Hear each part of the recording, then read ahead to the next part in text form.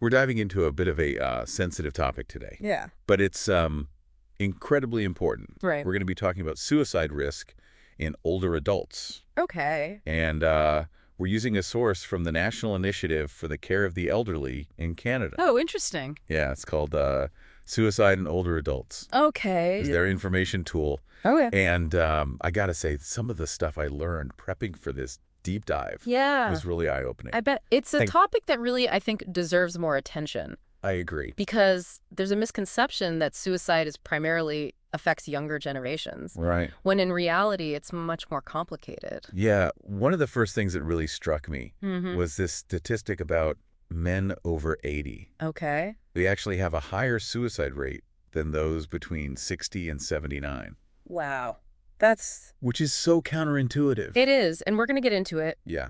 later on, the different factors that contribute to that. But one of the key things to think about right now is just how aging is viewed in our society. You know, we're constantly bombarded with messaging about youthfulness, staying active and productive. Yeah, it's like once you hit a certain age, Right. you're kind of just expected to Fade away into the background. And for people who are Yeah. grappling with things like loss and declining health and social isolation, Right. all these societal perceptions can just amplify those feelings of worthlessness and burden It's like you're where they're being being pulled. told your life is less valuable Yeah, because you're older. right. It's really sad. It is. It's really unfortunate. It is. Yeah. And it makes the statistics even more unsettling, Yeah. especially when you look at the warning signs Right. for suicide risk, Uh-huh. because some of them can be so easily dismissed Yeah. as just normal signs of aging. Absolutely. Like loss of interest in hobbies, Right. changes in sleep patterns, Yeah. even just mentioning feeling like a burden. Yeah. These can be brushed aside Right. as, normal for an older person. Right. But they're actually, Red flags. they could be cries for help. Yeah. So obviously these signs alone don't necessarily indicate suicidal thoughts, Right. but they are definitely Really, red really flags do. that shouldn't be ignored. So it's about really paying attention and seeing the older adults in our lives. Yeah, And not assuming everything's okay right. just because they're not.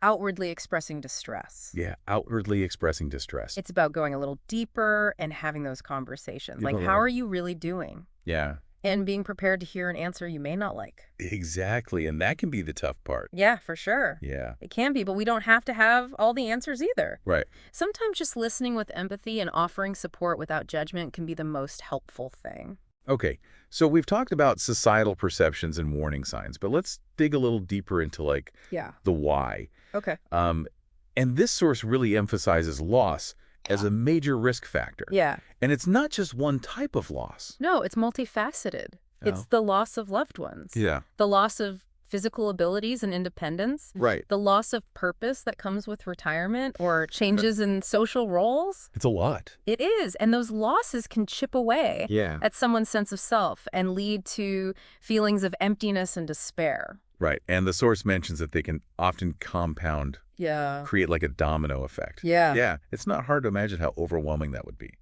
It's like, imagine you lose your spouse and then your health starts to deteriorate. Yeah. Suddenly you can't do the things that you used to enjoy. Mm-hmm.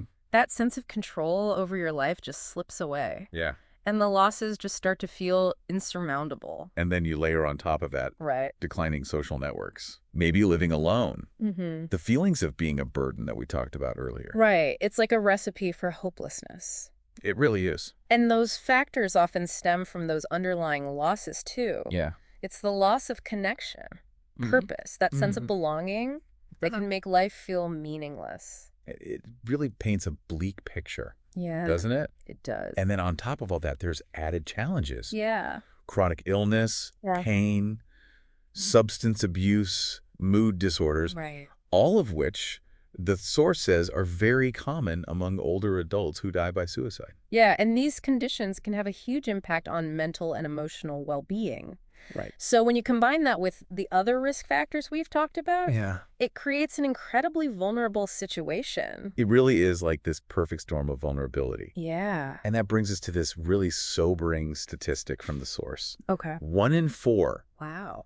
Older adults who attempt suicide will succeed. That's a lot. Yeah, that's a stark contrast Yeah. to the 1 in 200 youths Okay. who tragically lose their lives to suicide. So why is the rate so much higher in older adults? Yeah, why is that? Well, there's a few reasons, unfortunately. Right. Older adults tend to be more frail. They may have pre-existing health conditions, and they often choose methods that are more likely to be fatal. What do you mean by more lethal methods? Like, for example, firearms are more commonly used by older adults than younger people. Okay. And unfortunately, those methods have a much higher fatality rate. Yeah, and even if the attempt isn't fatal, Right. the physical consequences for an older person can be much more severe, making recovery even more difficult. Absolutely. It's a harsh reality, It is. but it's something we need to acknowledge if we're going to make a difference. Awareness is the first step toward prevention. Right. So understanding those unique vulnerabilities and risk factors faced by older adults is essential. So where do we go from here? You know, this information is heavy, It is. but the source doesn't just leave us with despair. No, it doesn't. It actually outlines 5 clear steps we can take. Okay. Ask, Mm-hmm. be there, Okay. keep them safe, Mm-hmm. help them connect, Okay. and follow up. And these aren't just for healthcare professionals. Yeah. These are things anyone can do. Right. You, me, anyone listening right now, Yeah. we can all make a difference in the lives of the older adults around us. I love that. Yeah. It's empowering. Mm-hmm. Okay, so let's unpack these steps a little bit. Okay. The first one, ask, seems straightforward enough. Right. But I imagine it'd be incredibly difficult to directly ask someone if they're considering suicide. Yeah. The source even gives us some helpful phrases like, you haven't seen yourself lately. Is there anything heavy on your mind? Does that kind of directness really work? It can be surprising how powerful it is. Okay. Just to express your concern. Yeah. You're not accusing them or diagnosing them. Right. You're just creating a safe space for them to open up. Right. If they're ready. And sometimes that's all it takes. And sometimes that's all it takes. Okay. So that leads into the next step. Right. Be there, which I think can be interpreted in a few different ways. Exactly. It's about being present, both physically and emotionally. Right. Sometimes that means, making time to visit someone, sharing a meal, just being present in their lives. Other times it might be a phone call, a video chat, even just a text message, letting them know you're thinking of them. So even if you're not geographically close, you can still make sure they know they're not alone. Exactly. And that sense of connection can be so crucial, especially when someone is feeling isolated and overwhelmed. Yeah, so important. Yeah. Okay, and then we have keep them safe, which can feel a little bit more daunting. Right. What does that actually entail? Well, the source talks about understanding if the person has a plan. Okay. If they've attempted suicide before. Yeah. If they have access to things that could be harmful. It's about assessing the level of risk. Okay. And taking appropriate action. So sometimes that means involving professionals. Yes, sometimes. Okay. If someone is in immediate danger, calling 911 or taking them to the emergency room. Right. But it's also about having those difficult conversations about removing potential means of harm from their environment. Like firearms. Like firearms medications. Okay.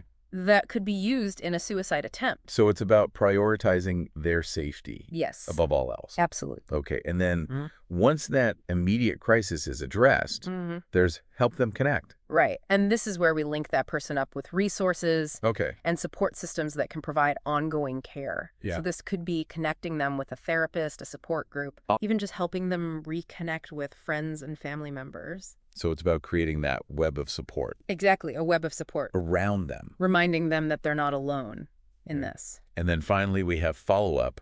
Yeah. Which reminds us this isn't a one-and-done situation. No. Checking in regularly. Right. Showing ongoing concern and support can be so vital. It can. Yeah, in preventing future crises. Because sometimes just knowing someone cares enough to follow up can make all the difference. Exactly. Yeah.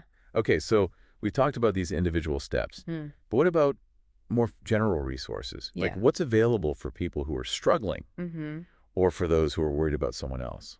Well, here in Canada, we have the Canadian Suicide Prevention Service. Okay. And it's so easy to remember. Okay. 988. 988, got it. Yeah. Tell us more about it. Okay. What can people expect when they reach out? Well, first of all, it's available 2004/7 for both calls and text messages. Wow, that's amazing. Yeah, so no matter what time of day or night, someone is there to listen. That's so important. And you can talk to a trained crisis responder who can provide support resources and even help create a safety plan if needed. That's incredible. 24/7 lifeline via call or text for anyone who's struggling with suicidal thoughts. Right. Just knowing that kind of support exists can provide a real sense of hope, I think. Absolutely. And it's available in English and French. Oh, wow. Which is so important for ensuring accessibility for all Canadians. Yeah, for sure. It really is a beacon of hope for those who feel like they're drowning in despair. And even for those of us who aren't personally struggling. Right.